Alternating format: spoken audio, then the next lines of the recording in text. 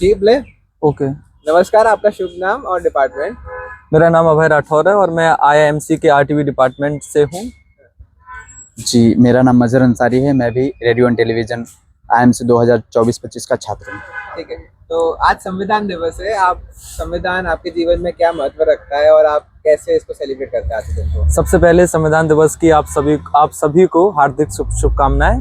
आपको बता दें कि संविधान दिवस 2015 से मनाना शुरू किया गया है। माननीय प्रधानमंत्री नरेंद्र मोदी जी के नेतृत्व में संविधान दिवस हम सब ने मनाना शुरू किया है। इससे पहले ये नहीं मनाया जाता था। हालांकि संविधान भारत को चलाने के लिए, किसी भी देश को चलाने के लिए संविधान जरूरी होता है और हिंदुस्तान में हम देख रहे होते हैं कि सारी चीज एक कायदे कानून के हिसाब से चलती है, वो सिर्फ संविधान की वजह से, और संविधान होना बहुत जरूरी है।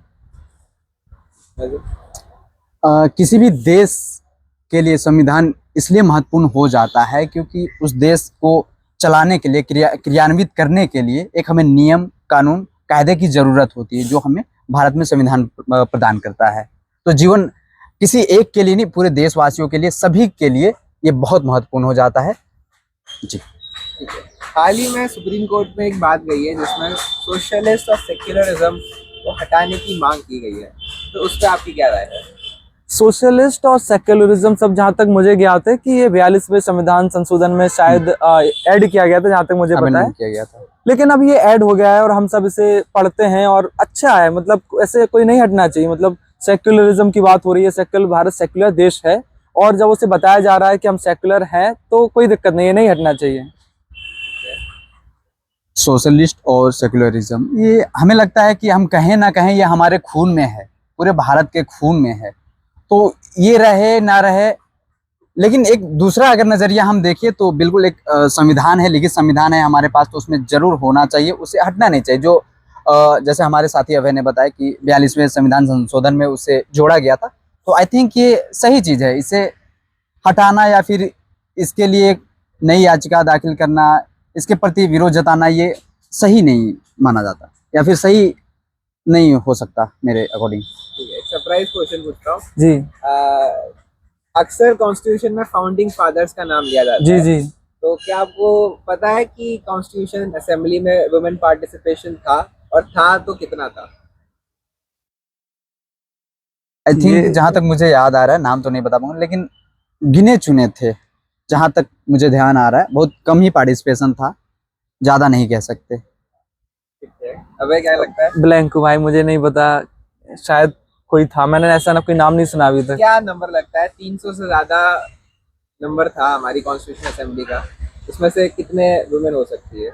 अब उस टाइम की जितनी भी गाथाएं सुनी है, कुछ पढ़ा, पर मैंने कोई बड़ी महिला का नाम तो नहीं सुना है। मतलब इंदिरा गांधी से पहले तो नहीं सुना है कि कोई हो ऐसा पावरफुल वुमन। ठीक है, तो मैं बता देता हूँ 15 थी अच्छा। कॉन्स्टिट्यूशन असेंबली में। और हाल में हम जर्नलिज्म के बच्चे हैं, पर फिर भी हमें नहीं पता कि 15 थी और कौन थी। तो क्या लगता है आपको, ये कमी क्या है, ये हमारे इंफॉर्मेशन हमें नहीं है? तो एजुकेशन सिस्टम बोल सकते हैं, नहीं पढ़ाया गया उस चीज के बारे में, हमें नहीं ज्यादा बताया गया। हो सकता है कि बाबा साहब अम्बेडकर तक हम सीमित रह गए, उसके आगे नहीं बढ़ पाए। सब हो सकती बड़ी बड़ी बातें हैं। देखिए, यहाँ दो चीजें हैं श्रीधर, कि एक जो होती है, एक बच्चे होते खुद से पढ़ते हैं, और जो कसर रह जाती है वो संस्थान पूरा करता है। पर यहाँ तो दोनों का ही कसर नजर नहीं आ रहा, ना बच्चे पढ़ रहे, ना संस्थान इस चीज को पढ़ा रहा है। तो ये मुझे लगता है, खैर ये जाननी चाहिए लोगों को, और ये महत्वपूर्ण चीज है। आखिरी प्रश्न, क्या लगता है आपको, कॉन्स्टिट्यूशन आज भी रेलेवेंट है और क्या इसमें संशोधन की जरूरत है?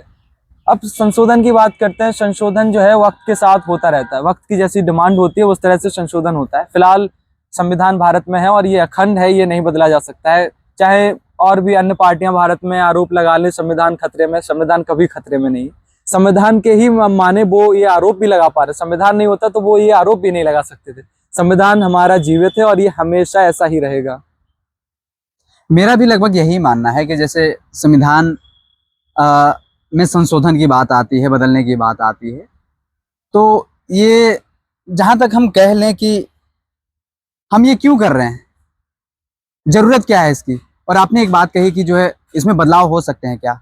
जी बिल्कुल हो सकते हैं, पर जो हमारा कोर जो है, इनर जो हार्ट कहा जाता है, जो कुछ हमारे हाँ सोल कहा जाता है, संविधान के कुछ हमारे आर्टिकल्स दिए हुए हैं हमारे लिए, फंडामेंटल राइट्स वगैरह हैं। हाँ, तो उसमें जो है वो होना चाहिए, और बदलाव समय की मांग है, तो चीजें जरूर बदली जानी चाहिए समय के साथ।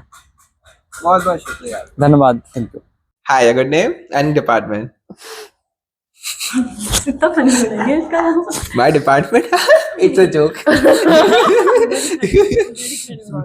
परफेक्ट। लोगों को थोड़ी पता है। Right? Yeah. Hi, your good name and department. My name is Darshna Moy and I'm from RTV department. Okay, so आज Constitution Day and I would love to know what Constitution means to you. मेरे लिए constitution का मतलब यही है, जैसे कि अगर हम संविधान शब्द को दो भागों में बांटते हैं तो सम और विधान। तो सम का मतलब होता है बराबर और विधान का मतलब होता है नियम या कानून। तो सबके लिए एक समान या मतलब बराबर के कानून, और यही एक्चुअली में संविधान है। Happy constitution day. Thank you. And so जब हमारा कॉन्स्टिट्यूशन बन रहा था तो हमारे ऐसे तो 15 रिप्रेजेंटेशन था वुमेन्स का, बट फिर भी we only remember founding fathers. What do you think, हम व्हाई याद नहीं करते वुमेन्स को? Because we grown up in a patriarchal society, तो उस कारण होता है। लेकिन मुझे ये लगता है कि अगर आज के समय में होता, because we see in media also that we talk about that in which party how many female MLAs are there और how many female tickets are given. So if it would have done in this scenario, I feel that there would be more women representation. We should remember them as a whole, male and female included. Okay. And अगर हम relevance की बात करें constitution की today, तो what do you think, कितना relevant है या amendments की जरूरत है, या what's your take on it? It is still relevant, but obviously amendments are needed to be done because things that were matlab good 5 years before are not good today, and we see that with our traditions as well. So it needs amendment, I feel. In what way? In every way, like when we talk about a lot of customs that were considered good back then, now they're not considered good. So in that way, that whatever is written there, so in the future, maybe our opinion can change and it will be wrong to us. ठीक है, so you think amendments की जरूरत है? हाँ. Okay, thank you so much. Hi, your good name and department? Hello, myself Ruchika and I'm from RTV department. Okay, so आज Constitution Day है. I would love to know what Constitution means to you. So Constitution जो हमारे देश का संविधान है, मुझे लगता है वो हमारा सेफगार्ड होता है सारे सिटीजन्स का, और हमारी गाइडिंग लाइट होती है गवर्नमेंट के लिए, सिटीजन्स के लिए। हमें अपने प्रिंसिपल्स और लॉज देते हैं। ओके, एंड अगर मैं लेटेस्ट पूछूं तो हाल ही में सुप्रीम कोर्ट में डिबेट चल रहा है, डिस्कशन चल रहा है कि क्या सेक्युलरिज्म और सोशलिस्ट को हमारे कॉन्स्टिट्यूशन में होना चाहिए। What's your take on it? So मेरा टेक ये होगा कि जब हमारा संविधान बन रहा था, जो हमारी कॉन्स्टिट्यूएंट असेंबली थी, उसमें मेरे ख्याल से ये शब्दों का प्रयोग हमारे संविधान के अंदर नहीं किया गया था। राइट। और फिर बाद में जब 42nd अमेंडमेंट हुआ, मेरे हिसाब से, if I am not wrong, तो इंदिरा गांधी की सरकार ने इन दो शब्दों को हमारे कॉन्स्टिट्यूशन में ऐड किया गया था, जो मुझे लगता है एक मे बी पॉलिटिकल एक प्ले हो सकता है। और इस समय भी ये बात चल रही है, तो काफ़ी हद तक मुझे लगता है ये पॉलिटिक्स के हिसाब से चल रही है। तो मेरे हिसाब से इन दो शब्दों का प्रयोग हमारे नहीं किया जाना चाहिए। Going back to the history, जब इंडिया पाकिस्तान और टू नेशन थ्योरी आई थी, तब मुझे लगता है कि देश को विभाजित करने के लिए ही इन दो शब्दों का प्रयोग किया गया था, और ये हमारे अंदर सोसाइटी में एक डिवाइड क्रिएट करते हैं। तो मेरे ख्याल से ये नहीं होना चाहिए। ठीक है, अगर हम कॉन्स्टिट्यूशन की बात करें तो असेंबली में सिर्फ 15 वुमेन रिप्रेजेंटेशन थी, पर फिर भी हम देखते हैं कि लोग उसे फाउंडिंग फादर के नाम से याद रखते हैं, ना कि किसी को याद होता है कि वुमेन्स थी, पार्टिसिपेशन था। What's your take on it?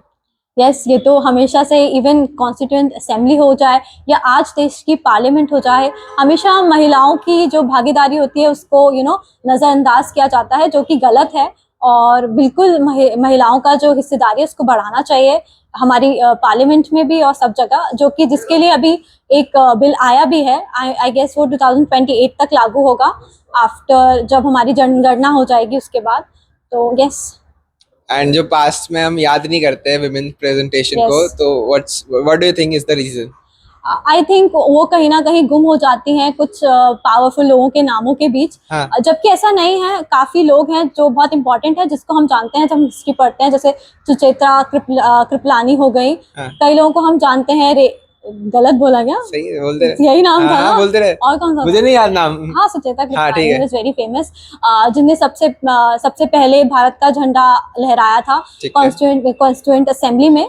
तो मेरे हिसाब से हम कुछ को तो जानते हैं, पर हाँ, प्रयास करना चाहिए कि ज्यादा से ज्यादा जो महिलाएं हैं उनका नाम हम अपने आने वाली जनरेशन को पढ़ाएं, जो एनसीईआरटी को अपनी बुक्स वगैरह में, चाहे मैगजीन्स हो जाएं जो बच्चों को उपलब्ध होती हैं, उधर उनका नाम होना चाहिए। Okay, final one. Do you think Constitution is still valid today, or do we need amendments in it? Yes, constitution is very much valid today. हम सब अपनी शक्तियाँ, अपने सेफगार्ड्स उधर से लेते हैं। अमेंडमेंट्स होने चाहिए, बिल्कुल वक्त के साथ बदलते रहना सबकी ज़रूरत होती है, कॉन्स्टिट्यूशन को भी बदलते रहना ज़रूरत है। और मेरे हिसाब से भारत का जो कॉन्स्टिट्यूशन है वो वर्ल्ड में सबसे ज़्यादा बदलने वाला और प्रोग्रेसिव कॉन्स्टिट्यूशन है, और इसी तरह हमें काम करते रहना चाहिए। हाँ, ज़रूरी ये भी हो जाता है साथ साथ कि जैसा जुडिशरी काम कर रही है, लॉज आ रहे हैं, उन्हें उतना ही इजीली इम्प्लीमेंट करने की भी ज़रूरत है कि हमारी जो एडमिनिस्ट्रेशन है वो उसको लागू करे, इजी रहे लोगों के लिए। इन लॉज को इंटरप्रेट करना, पढ़ना, समझना, और खाली इंग्लिश में ही नहीं, सारी भारतीय भाषाओं में, हिंदी में काम होना चाहिए। Okay, thank you so much, Ruchika. Thank you.